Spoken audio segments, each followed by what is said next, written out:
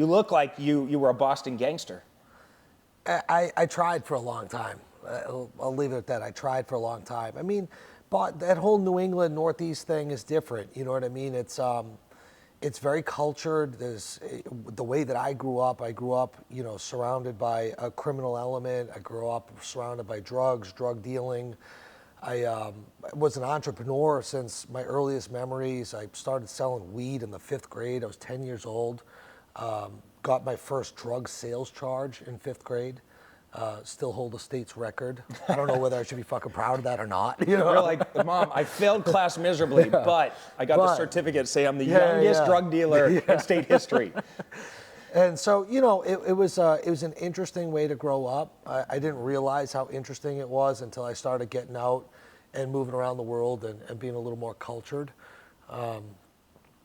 You know, it's a crazy story. It was weed and booze at 10, 11, 12. It was ecstasy, ketamine, party drugs, coke at 13, 14. It was Oxycontin 14, which led to heroin by the time I was 15 and really kicked off when I was 16. And from like 15-ish years old till almost 22, I was a stone cold junkie, criminal, wanted to be a gangster, and you know, was for a little while, I guess.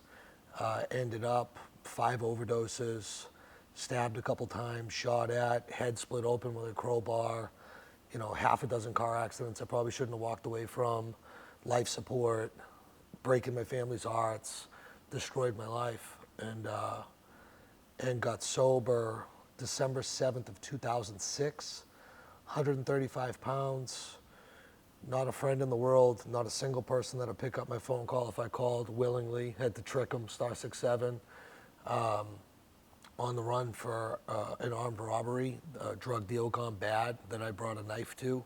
I went to a drug deal and without any drugs, with a knife instead, and left with all the money. And so I got in trouble for that. And had a couple changes of clothes that I carried around in a garbage bag, in a trash bag.